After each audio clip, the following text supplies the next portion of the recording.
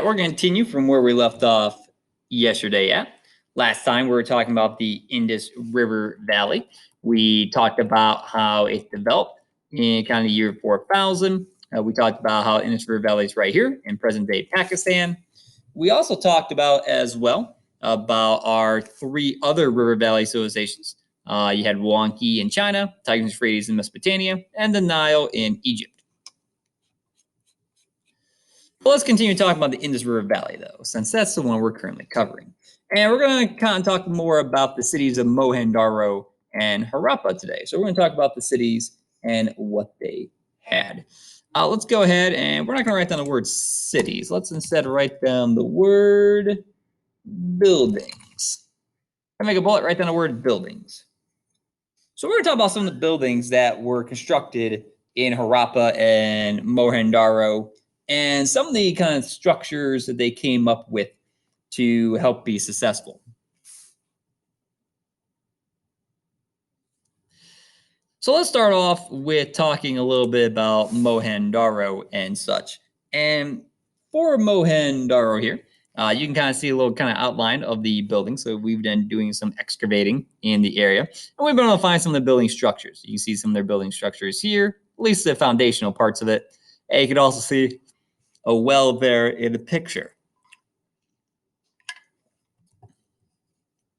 One of their more famous buildings that the city of Mohenjo-daro is famous for is famous for something called the Great Bath. And this goes along with city planning because these people were pretty good, the people living in the Indus River Valley.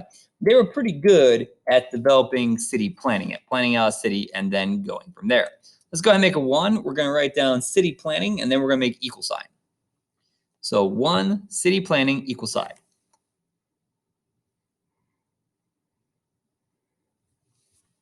After the equal sign, we're going to write down Great Bath. So we're going to have 1, city planning, equal sign, Great Bath.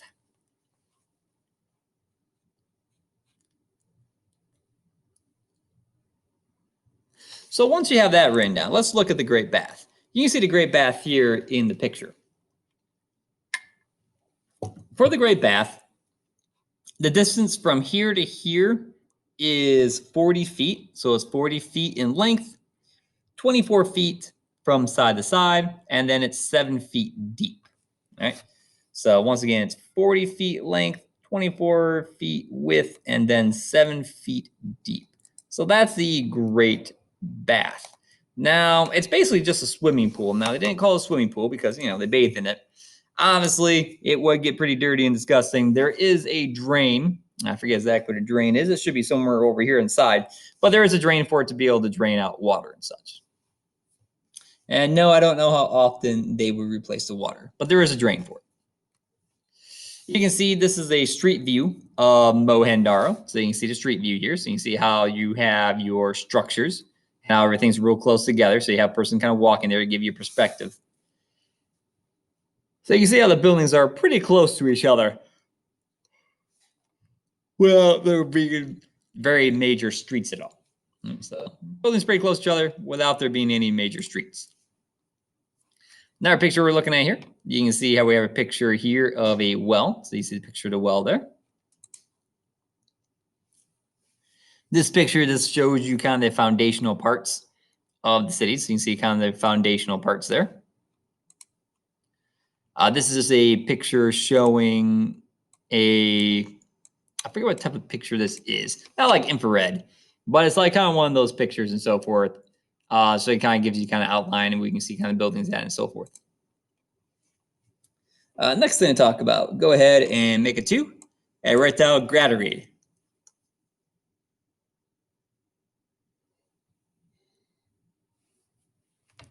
So make a 2 and write down the word granary.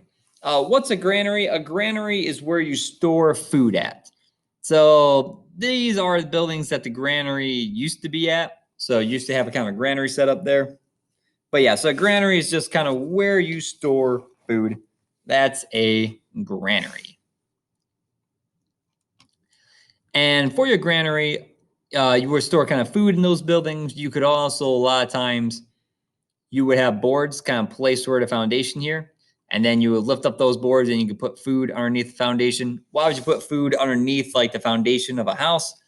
Pretty simple. It was cooler down there. And when you're in India and it's like 90 degrees Fahrenheit outside, if you can put in an area that's slightly cooler, that helps the food to preserve longer.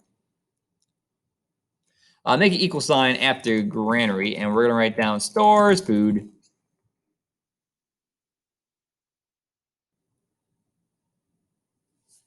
So just kind of keep in mind that granary is a place where you store food at. All right, so that's what a granary is. It's where you store food.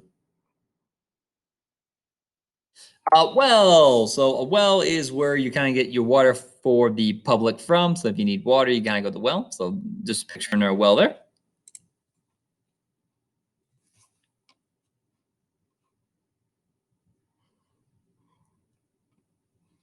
This here, as you can see, is kind of just an artist's rendition of what they think the city used to look like. So you can see how the buildings are all real close to each other. You have kind of this drainage ditch running down through the center of town. So you have this kind of drainage ditch running through the center of it. But that kind of just shows you what the city kind of looked like, just from a kind of artist's point of view.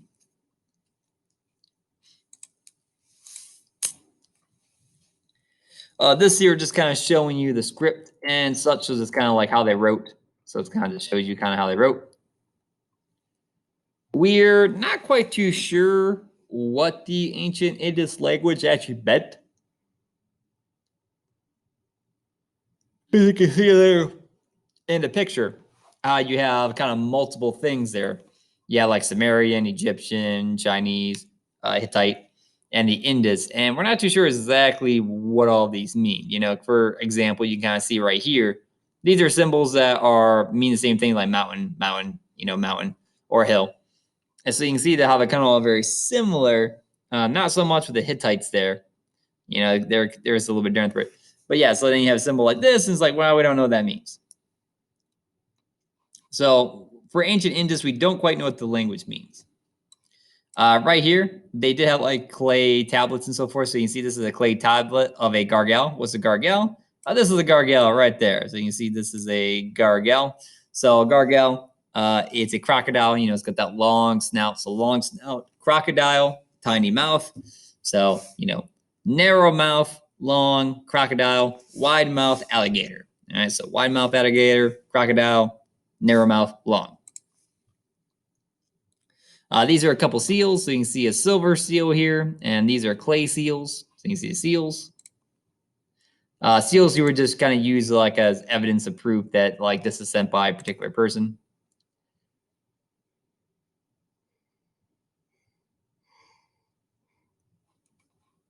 For trading purposes, you can see how you have this gold disc here, and that gold disc goes right there. So that's for trade. So you can kind of see for trading purposes, they had kind of gold disc and such. They also did a lot of trading. We talked about bead trading before. So these are kind of jewelry that they traded in the area. Go ahead and make a 3. We're going to write down terraced fields. So 3 terraced fields. So what is a terraced field? Well, a terraced field is what you can see in the picture. See how each level on this hill there is a man-made cut into the hill, and it looks like steps? That's terracing. So obviously, I can't farm on a sloped surface, right? So a surface like this in the background that's all sloped, I can't farm on that. I need it to be flat so I can farm it. Therefore, terracing is when you just cut your steps into a hill, make it flat, so that way you can farm. So you make a flat area, go up, make a flat area. So he's kind of constantly cutting into the hillside and making a flat area. And that's called terracing. So terracing is when you can farm on a mountain. Let's see. Best way to kind of explain it is that it is man-made levels on a hill or mountain. So it's man-made levels on a hill or mountain. So just when you're making these flat areas on a mountain, so that way you can farm.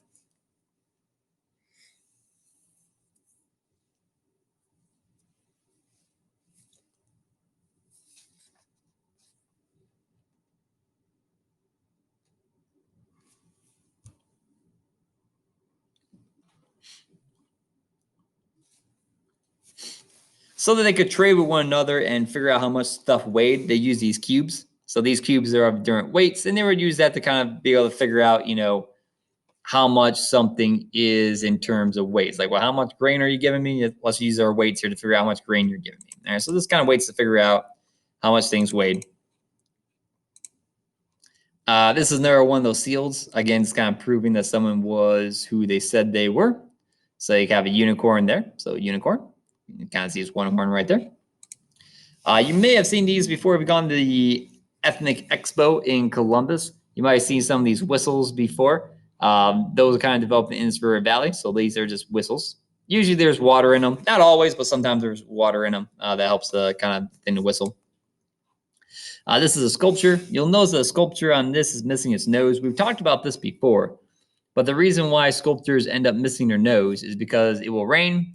Rainwater will get in the bridge in the nose. It will start to erode the nose, and then the nose will fall off. So just from rainwater eroding away the nose. That's why a lot of noses are gone off the clay statues that sit outside. A couple figurines here. So there's a couple figurines.